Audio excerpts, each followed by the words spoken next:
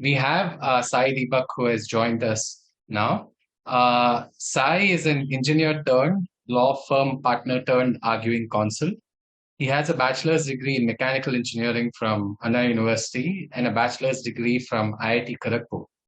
He has been a litigator since July 2009 and was an associate partner at a leading national capital region-based litigation firm, Sai Krishna and Associates. In June 2016, he founded Law Chambers of Sai Deepak, J. Sai Deepak, and set up practice as an arguing counsel.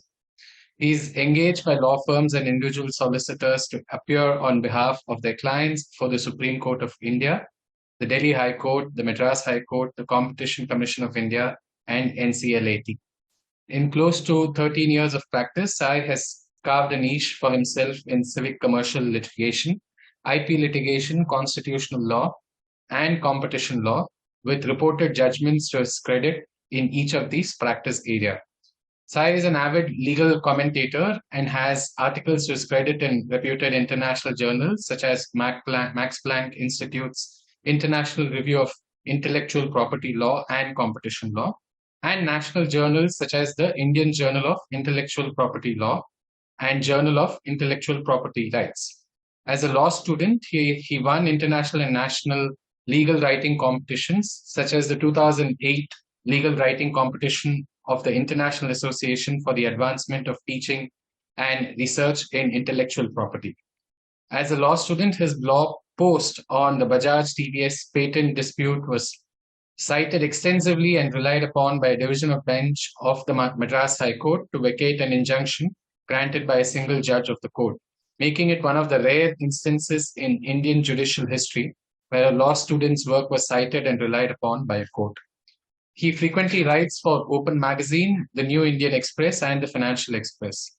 In August 2019, he was awarded with the Young Alumni Achievers Award by his alma mater, IIT Kharagpur. He is also the author of the bestseller, India That Is Bharat, Coloniality, Civilization, Constitution, published by Bloomsbury in 2021, the second part of which is now available for pre-order. Sai will speak for about 20 minutes with questions, 15 to 20 minutes with questions for about 10 minutes. Sai, over to you. Thank you so much, Meghji, and I'm grateful to Indica for this opportunity to share my limited thoughts on the topic. In fact, I was listening to Elaji, and it was extremely educative as well as informative as to the kind of efforts that are being invested in this particular direction. Credit goes to Hari Kiranji as well as Justice Narasimha for their unrelenting efforts in this particular direction and for laying a solid, rigorous foundation for efforts in this direction. I hope to contribute to it in any manner that I can. So first of all, my apologies. I think I should have been at the 11 o'clock session. It just so happens that I'm finishing the second book in its final stages, and therefore my sleep cycle has effectively gone for a toss. So by the time I slept, I think it was time for me to say good morning. So I had to just get ready and then get my bearings about. Coming to the topic, let me clarify my position in terms of how am I looking at it. I'm putting myself in the shoes of a practitioner who's been in the profession for close to 14 years now, and who does not have the time for deep and rigorous scholarly research on Indic jurisprudence, but who is keen on somehow mainstreaming it as part of his practice, and who believes that he has the skill sets to pick up the logic behind it quickly, even if he perhaps doesn't understand the language in which it is written, and who wants to somehow bring it into practical application as quickly as possible. And assume for a moment that I operate with that sense of impatience or passion, whichever way you see it. So how do I go about doing it? What are the options available to me? These are the questions that I'm actually looking at. And that's where my presentation comes from. I typically don't go with the PPT, so I hope it doesn't offend the sensibilities of the audience, because I have nothing written to share. I usually don't have any notes which I carry with me for my talks or speeches. Now, the first point is, there are three levels in which I think this issue should be looked at. From the perspective of legal education, And therefore, when you're looking at legal education, we are not just looking at specific subjects where Indic jurisprudence and Indic legal philosophies could be mainstreamed as part of substantive laws. I'm just not looking at Evidence Act or the Indian Penal Code, so on and so forth. I think the very first introduction to Indic legal philosophy must be as part of two separate programs. First is that if it happens to be a 3-year program where there is a significant degree of traction suddenly, especially there's an increased aspiration for joining the legal profession, then as part of the jurisprudence curriculum, there must be a specific section where you don't think of it as just Indic jurisprudence, because when you highlight it as Indic jurisprudence, then it effectively stands out. And in the process, there is a mental barrier that is created for multiple reasons. So when jurisprudence is being taught, it must be taught along with the other Western philosophies that are currently being taught at this point, because I think it is important for students at the formative stage to be able to perform a compare and contrast exercise to understand the basis of law in both these hemispheres, so to speak, in the Eastern and Western hemispheres. Now, the point is, when they do that, I believe that at the current stage, there is also a tendency for students to go beyond jurisprudence and try and understand what is the ontology or the basic epistemology from which this jurisprudence arises. So that's the first level it must come in, and this is as part of a 3-year program. Now, as part of, let's say, the 5-year program, there are 2 places in which it can be taught, because typically a 5-year program is a BA LLB or a BS LLB as on date. So for instance, NLU Jodhpur has a Bachelor of Science and then Bachelor of Law as a combined integrated program. So in those programs, I think it must feature in 2 places. One is the political science and logic and reasoning section, and the other is the jurisprudence section, of course. So that would be my suggestion from a jurisprudence perspective. Now, the other 2 aspects or the other 2 levels are policy making and law. Now, I'm trying to perhaps make the point here that we do not need any radical changes insofar as the legal structure is concerned to facilitate the entry of Indic thought and Indic legal jurisprudence as part of the framework. That's where I'm coming from. So for instance, the fundamental question that I think is at the bottom of this entire issue is, what are the recognized sources of law which Indian courts are entitled to take cognizance of as part of their adjudication process? Which is to say, let's answer the question ask the question in the negative, which is there a legal barrier to the courts placing reliance upon or drawing from Indic legal jurisprudence for the purposes of adjudication, either from a constitutional perspective or a commercial perspective? The answer to that question is a no. There is no legal barrier. Now, if that is the case, then the question would be, what is the positive way of looking at it? The converse is, what are the sources of law that a court is allowed to look at? Now, let's start with the top court itself, the apex court itself. Meghji, can I just make a request? I usually struggle to speak into the camera, so can I see at least one face so that I can engage, if that's okay with you? Perhaps you could turn on your video. Yeah. Thank you. Yeah. Difficult to look at my own face and talk. Yeah, I'm here. Thank you, sir. So the second question, to answer the second part from a positive perspective. All the panelists may switch on their videos. Yeah. Is that sources of law, if you look at perhaps Article 142 of the Constitution, which speaks of what are the powers that the Supreme Court has to do or has to do justice in a particular matter, there is practically no limitation. There is no ceiling at all in terms of what the Supreme Court can pick and choose from to craft a particular solution for a particular problem. So for instance, there was this very famous case of the Supreme Court on the sexual harassment issue called the Vishaka case, which came from the infamous gang rape of a social worker in Rajasthan, Bhamari Devi. And from there, it went to the Supreme Court to address the question of how do you fill in the legal vacuum with respect to sexual harassment at workplaces. Now, in these situations, the court typically comes out with its own formulations of guidelines under Article 142. When it does so, it is invoking not just its adjudicatory power, it is primarily invoking its lawmaking power. Because the Supreme Court is recognized as having the power to fill in legal gaps. So where the law exists and there is a, let's say there is a delta, which is to say that it doesn't seem to go to the last mile, to complement that aspect, the Supreme Court can step in. And second, if there is no law whatsoever on a particular subject, it can also invoke that power to craft certain guidelines until the legislature comes out with something concrete. Now, in these situations, typically what has happened is that the representation in terms of Indic jurisprudence has never happened. But I don't think it makes sense to blame the judiciary for not taking cognizance of it, because it doesn't figure as part of legal education, and therefore it doesn't figure as part of policy making or lawmaking. That's where it starts.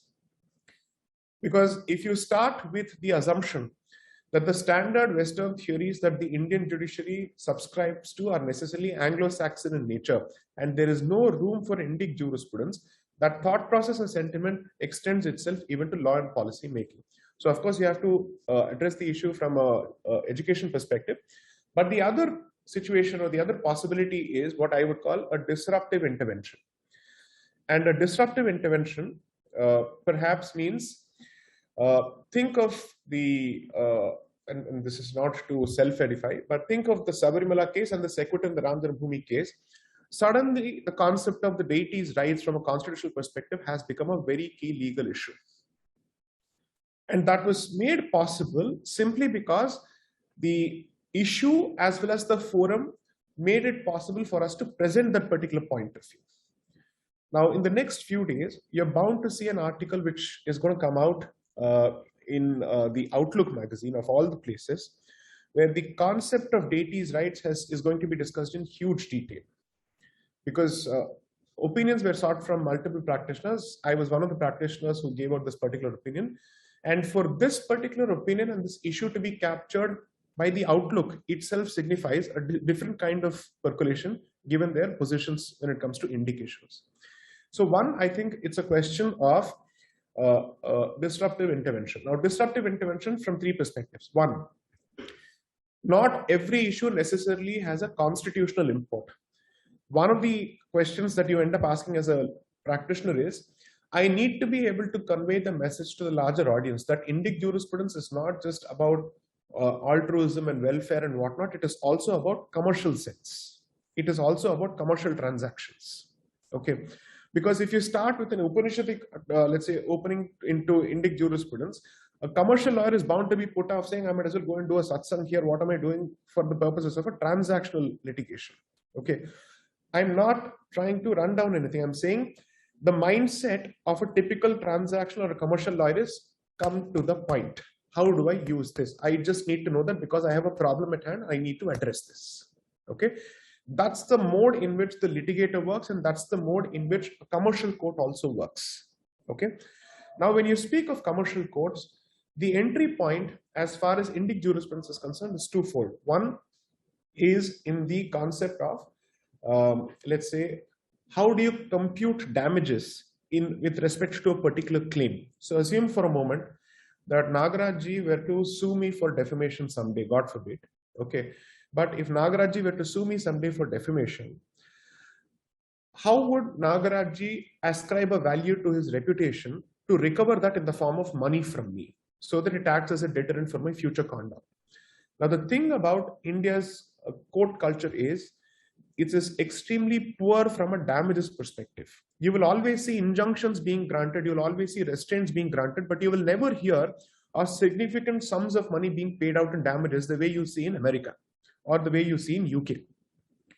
Now, these are certain gaps where we do not seem to have enough thought, not just from, let's say, an Indic perspective, even from a Western perspective, our jurisprudence and damages evaluation is very, very poor, or even its implementation is very, very poor.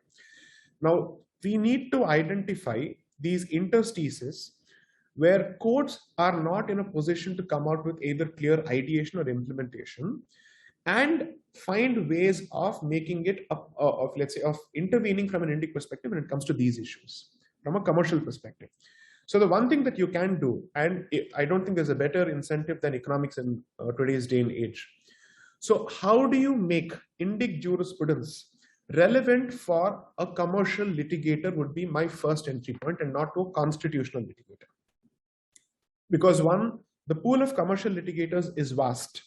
And if you look at it from a problem solution perspective and you're trying to arm them with specific, let's say, solutions which they can employ in court as part of the litigation practice, I think it creates a multiplier effect which is unbeatable. That's one.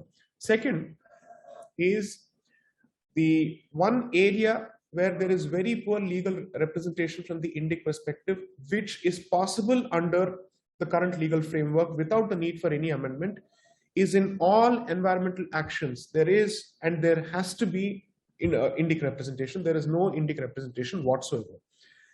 Environmental jurisprudence under the current legal framework in this country literally draws from random theories, literally draws from Western theories. There is no set pattern, there is no set framework whatsoever. In fact, when they speak of sustainable development, there is a tendency to selectively quote from certain instruments, international instruments, without even asking how does sustainable development apply to an Indian perspective or to an Indian situation. So the first aspect was the commercial aspect. The second aspect is environmental jurisprudence. I would request the members of this particular gathering and also the researchers here to try and Google just MC Mehta. These cases have been going on for decades now, but there are several cases which are still ongoing from an environmental perspective before the Supreme Court on environmental issues. There needs to be some kind of an intervention. So therefore, here's what I would suggest. The team or the body that Indica is putting together of scholars must gradually cultivate the culture of filing what is known as amicus briefs in the United States. So amicus briefs are basically interventions which are neutral in nature, which do not take positions from either warring party's perspective, and which present an alternative position to assist the court on a particular subject. Now, sometimes what happens is that a court of law appoints an amicus, which is a specific lawyer who's a subject matter expert, to assist it on that particular subject. But the alternative is also for scholarly intervention. Now, I'll give you a very good example, and I'll make it commercially relevant from my core area of practice, which is intellectual property law. Now, I don't know how many people understand either patents from a pharmaceutical perspective or a pharmaceutical industry itself, but let me try and give you an example so that it becomes clear. Now, in 2005, India chose to revamp its Patents Act and introduce product patents for pharmaceutical substances for the very first time in compliance with its TRIPS obligations, because we had become members of TRIPS. Now, one of the concerns was India as the supplier of generic drugs to Africa and so many other countries. How does it continue to keep that particular business opportunity open? How does it continue to address its own public health concerns and also grant patents for pharmaceutical substances? So what we did is that we came out with what is known as a safeguard provision in the Patents Act, which is section 3D. So what happened there was we said, if there is a pharmaceutical substance, it will be treated at par with the salts of the pharmaceutical substance, with the polymorphs of that pharmaceutical substance, with the esters of the pharmaceutical substance, unless that polymorph or salt or ester shows a better and enhanced therapeutic efficacy.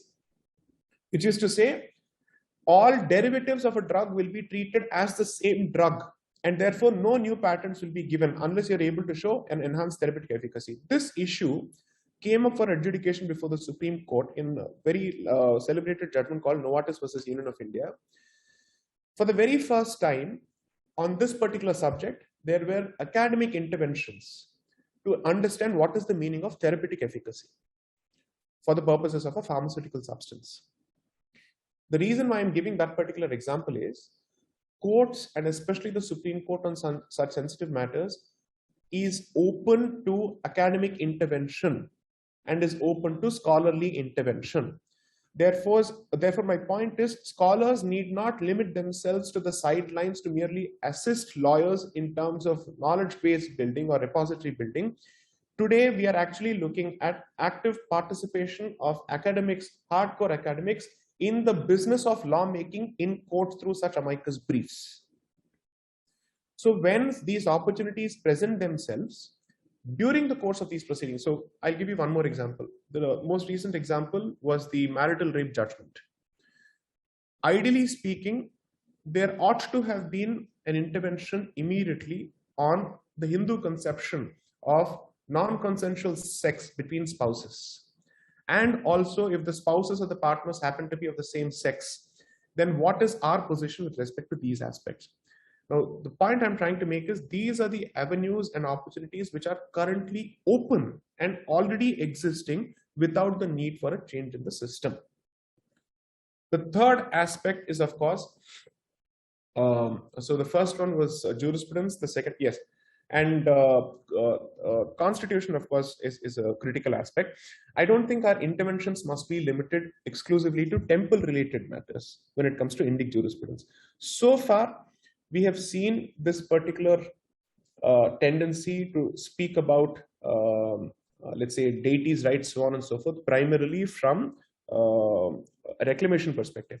However, if you look at judgments starting from Privy Council judgments, concepts such as deity rights have been around primarily from the perspective of endowment-related litigations, because the question was who owns this particular piece of property, what amounts to mismanagement of this particular piece of property, what are the deity's rights with respect to a particular endowment-related property, so on and so forth.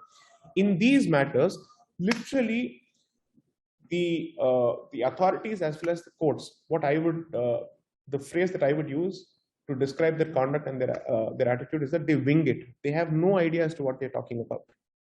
At least in this matters, there has to be solid intervention. So one of the suggestions that I made to the Shastra University about 2 years ago was this. Every university which is open to setting up a center for Indic legal research, so to speak, must have also a specific legal intervention team. And therefore, there must be participation from each of these institutions as and when these matters come about. And the first thing is, I think there is no knowledge or awareness of the presence of such proceedings which are going on in different courts. So you need to be able to tie up with litigators or with, let's say, a specific set of interns or whatever it is to keep a watch on what is going on in the court so that your interventions are regular and frequent and periodic. You may be dismissed once, you may be rejected once. But the nature of this particular system is that the more you take a shot at it, the more open it becomes to your intervention and to hearing you out. This has been my experience so far. None of these suggestions that I've made so far require any kind of legal changes whatsoever. That barrier needs to be busted at the outset. So with this, I end my limited intervention and I'm open to taking questions.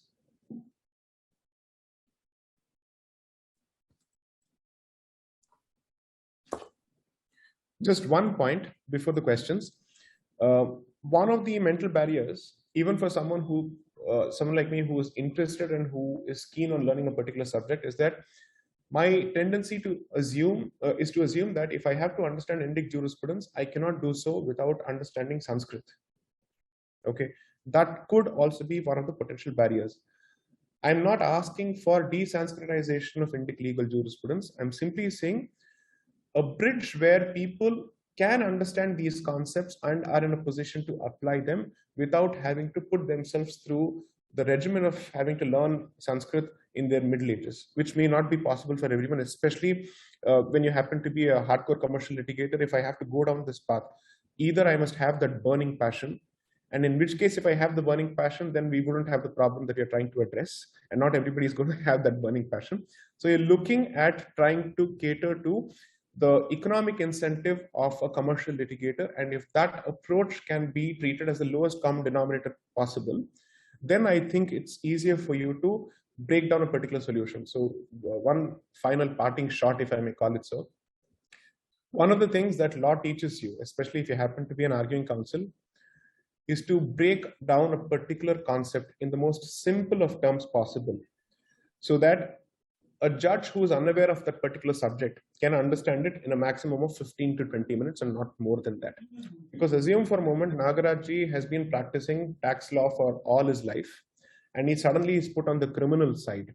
He's going to be completely at sea with respect to that particular subject. So one of the things that as a lawyer that I'm expected to do before I get into the facts of this case or of a particular case is to briefly explain the layout of the law and the legislation, and then ease the judge into the topic. Okay, so that is the way that you have to invite the audience to understand it.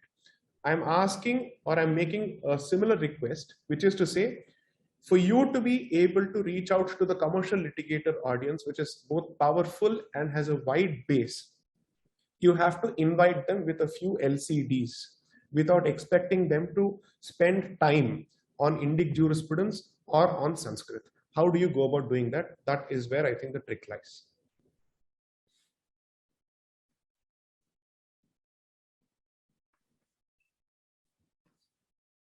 Are there questions? Okay. Thank you. There is a question specifically addressed to Sai Deepak ji. What is the Indic perspective on intellectual property as a concept? So, Justice Prabha Sridevan, who used to be the chairman of the Intellectual Property Appellate Board, in fact, has written a detailed article on this particular subject as to what are our conceptions of intellectual property. I do not recollect the exact source, but in fact, her position based on what I have read was that we did recognize the concept of private property in intangibles. That was her position. And since I do not have the ability to read the primary sources myself, and she seemed to be trained in that particular subject, and she was one of the leading lights of intellectual property adjudication, and that's why she was made the chairman of this particular body. She has written a detailed paper. So what I will do for the consumption of this audience is share that paper where she has cited sources, including from Mahabharata, to explain the recognition of ownership of intangible property. And therefore, see, here is where the issue is, and I think perhaps I'm making a slightly provocative statement, which is that there is a tendency sometimes to look for validation of Western concepts in Indic jurisprudence, in the process asking if there is an original perspective that we have. So for instance, if you think intellectual property is the new fad, then we should say, oh, our guys found it long ago. And therefore you try and look for sources in Mahabharata and Vedas for it. I don't think that should be the attempt. The attempt should be to present something authentic and original, even if it goes against the existing trend, and then see whether it can be made relevant and applicable to the existing solutions. That is the way to go about it. Vrindaji is your legal colleague wants to. Yeah, we are on the same group of Daksha Legal, so I saw her. Thank you, Sai Deepak ji, for sharing your valuable insights. So just an observation on the point you made about Sanskritam or Sanskrit not being a barrier. So we all use Latin maxims right from the day one of law school, and it's used in courts when you say ejusdem generis. Everyone understands it, though I'm sure not all of us have studied Latin. Correct. But lawyers, law students, academicians, judges, they are on the same page and they understand. So even if we introduce like Indic jurisprudence concepts, maybe some nyayas or some Sanskrit terms in law schools, I think even if we do not have the background of Sanskrit, or even if we haven't studied Sanskrit, if these maxims or other concepts are internalized into the system, like we have with Latin now, I think that would be a step forward in exploring Indic perspectives and using them for the betterment of today's legal systems. I couldn't agree more, for the simple reason I completely agree with this point, because at the end of the day, if you've been conditioned to understanding a particular subject or even using certain idioms, so to speak, from your law school days, then it becomes easier for you to relate to it. So which is why I started off by saying that the problem is not at the top level, the problem is at the level of the education. Now, the point that I'm making from a Sanskrit barrier is for someone who's out of law school, who's heavily into practice, and who therefore has the mental barrier because he's not been conditioned or exposed to it as part of his law school, unless and until he's had his own private inclination. So I completely agree. The way to condition it is to catch them young. which is to say from the law school only. Because I'm sure none of us actually understands Latin in any manner at all. We just know that this corresponds to this particular concept. Therefore, it's almost as if like a child trying to correlate the color to the word that is used to understand the color, and just you simply put these two things together. It's not as if you understand anything beyond that. So I'm with you on that particular point. If it is introduced in law school, I think it makes it possible for us to introduce advanced concept at a much later stage. Saiji, if I may just comment, I would like to, bring it to your notice that we have started in your video, Ilaji. Please switch off. Sir, it's slightly, there's some issue with the video. I put it on. But I just wanted to bring to your notice that we at MNLU Nagpur, we have started disseminating. We have attempted a very small portion of Vad Vidhi, and we have developed a certificate course, and we have explored legal reasoning, fallacies of reasoning and all. So we have started imparting that. Right. And we have also started exploring other domains where we are integrating this with the regular curriculum. Right. So that is happening. It will take its own time, but it will happen. It will certainly happen. One final suggestion.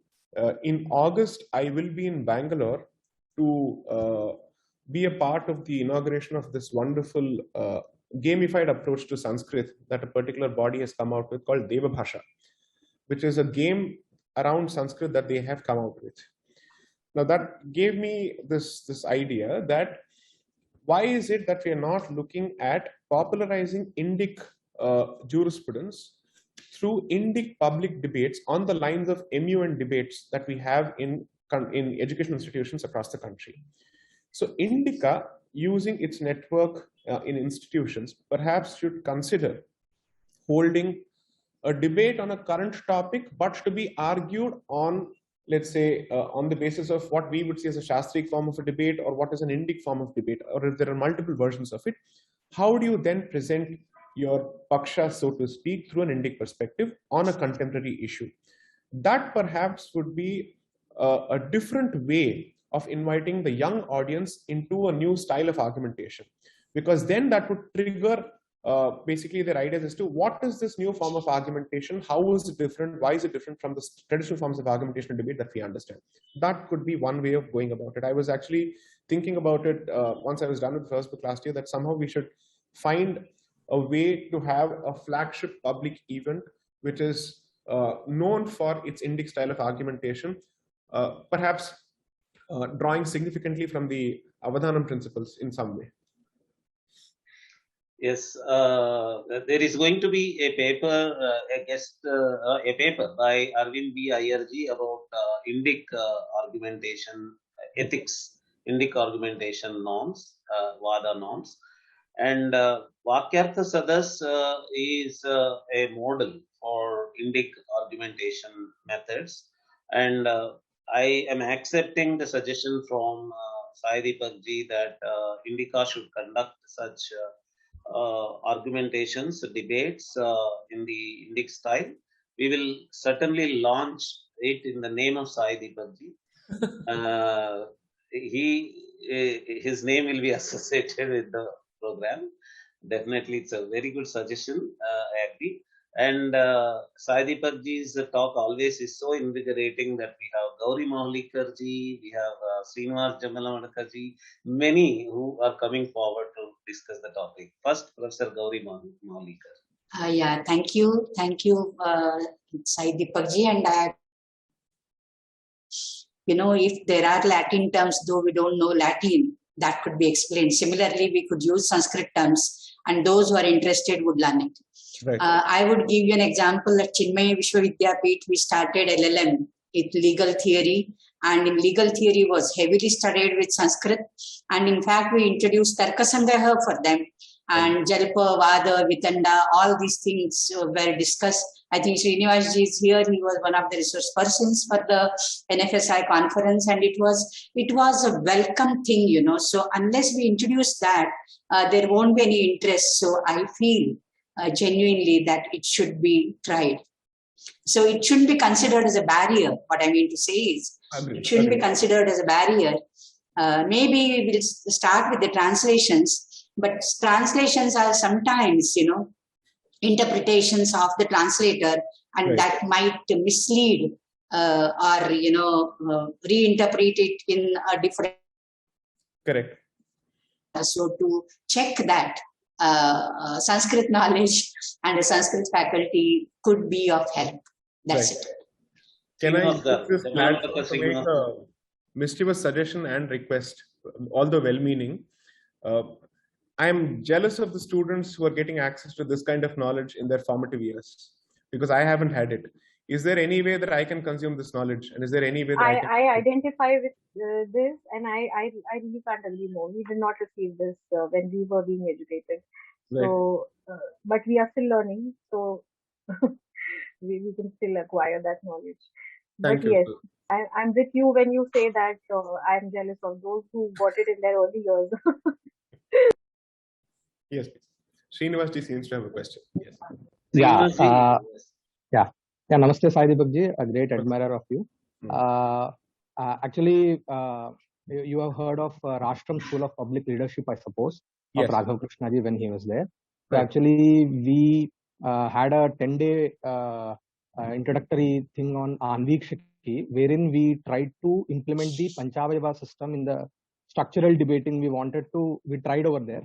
So we took many of your debates, public debates, as case studies, and we tried to formulate them whether they fit in the Panchavayava system or not, and how can we actually try, in the application of this Panchavayava system and Adhikarana system, also from the Mimamsa Shastra, so to write something which in a structural way, and even for formulating good structural debates. So we have done that, and it was really good that even the students have done. We even conducted some informal debates on uniform civil code and etc., wherein they tried to implement all the Panchavayava system and etc. So in order to, that's being, that the work is going on. So why don't we think of an event in DU, which I can certainly help organize with student organizations on sensitive topics, where you first hold a workshop or a seminar for about 2 days, introducing them into this particular system, and then asking them to apply these rules and principles on the 3rd or the 4th day to a specific topic, and make this a highly televised event or even a live-streamed event.